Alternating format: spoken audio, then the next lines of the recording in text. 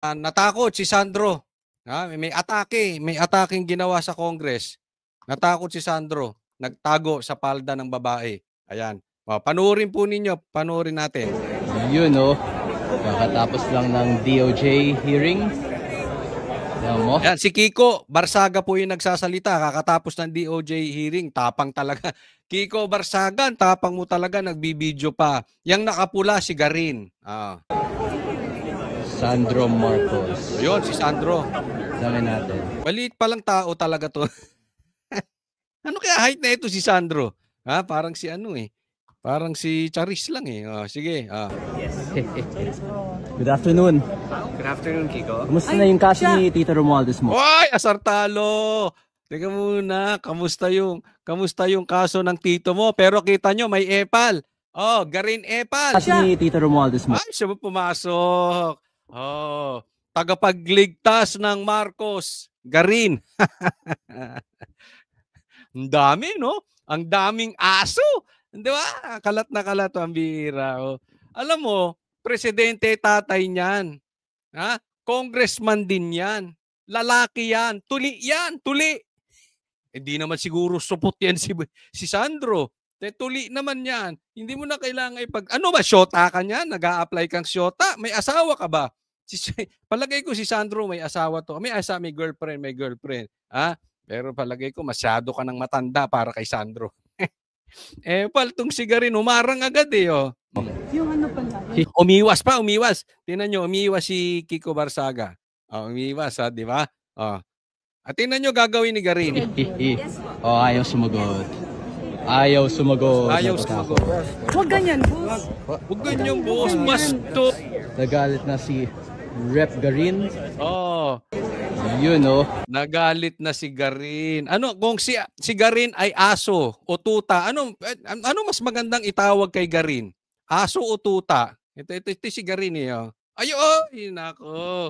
Siguro naman hindi mo na, Sandro, hindi mo na siguro papatulan to si Garin. Parang nag-a-apply na siyota eh. Kitang-kita naman, humarang, ulitin natin Noon. Good afternoon, Kiko. Kumusta na yung kaso ni Tito Romualdez mo? Nag-uusap eh. Huwag bastos ka, oy. Bastos ka, animal. Di ba? Nakakita na kayo ng ganyan, nag-uusap. Biglang aharang. Talaga tong babae na to, bastos. Ang pangit sa babae ng bastos. Umiwas na. Ayaw sumagot. Ayaw. Ayaw na. Umiwas na. Pumasok pa. Talaga naman. Ang daming gagaling talaga ng mga attack dog ng ni Tambi, no? Ano namang masama? Garin, kinakamusta lang naman yung kaso. Totoo namang talagang sangkot ito si Tambi. Diba? Ano namang masama kung kamustahin?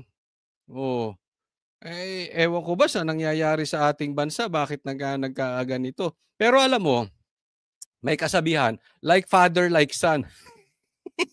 Tingnan mo yung tatay, di ba? Tago ng tago. Ngayon, di makita. Ang sabi nga, kasama ni Saldico, di umano. Nang tago ng tago, baka nanonood ng concert o F1. Di ba? Hindi nga makasagot yung duwag yun. Weak. Sabi nga ni PRRD, weak yan si Bongbong. Nakatago sa palda ni Lisa. Kung hindi sa palda ni Lisa, nakatago sa palda ni Claire. Ito naman si Charis. Si Charis. Ano pangalan nito? Si Sandro.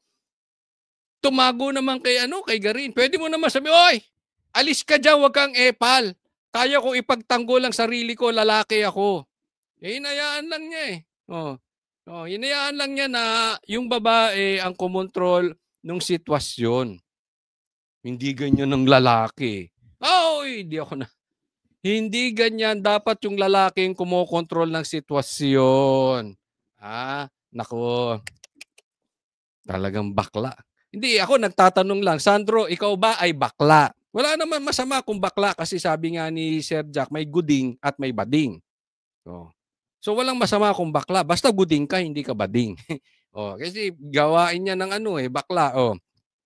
At the same time, talagang or nagtatago ka lang sa palda talaga ng babae. Ay, kayo na ang sumagot. Pero ito naman huwag ka namang magalit, no? Huwag kang magalit kay Kiko dahil nagtatanong lang naman. Pero alam nyo, seriously, bilib ako sa tapang nitong si Kiko Barsaga. Ah, I may disagree with some of his antics, no? Pero pagdating sa tapang, buo ang loob. Yan ang mga kailangan natin, buo ang loob. Sa panahon ngayon, lalo't politiko ka, bibihira ang kayang umatake kay Tambi. Pansin nyo ba? Sa Senado, hawak sa liig, di ba? Ang dami sa Senado, bakla, duwag. Hawak sa liig ni Tambi. Sa Kongreso, puro bading. Hindi man lahat, marami.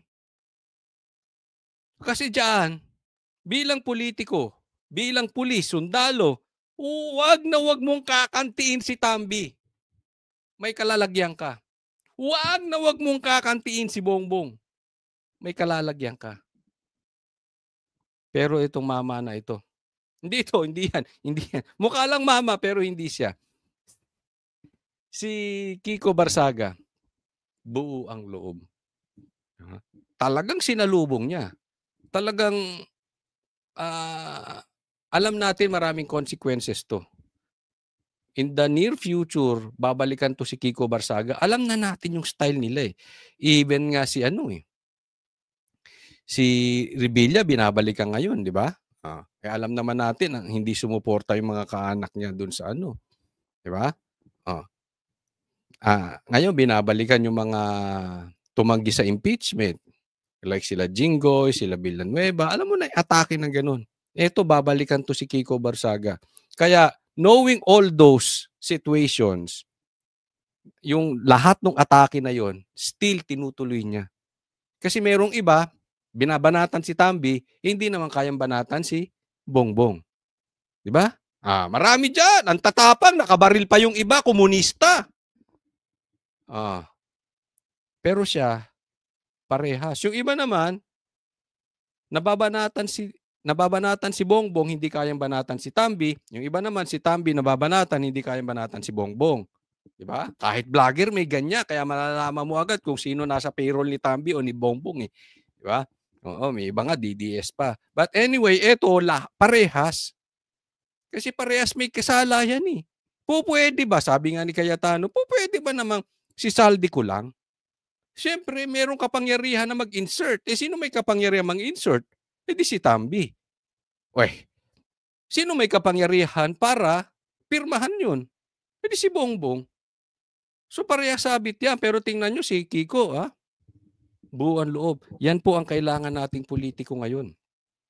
Napaka-importante sa panahon ngayon. This is supportahan natin. This is very important. Yung politikong tatayo na kayang bakbakan si Tambi at saka si Bongbong. Yung hindi nahawakan sa liig gaya ng mga tuta sa Senado, napaka-importante sa atin yan. Kasi ang laki po ng sinasakripisyon yan. Kaya ayos ka,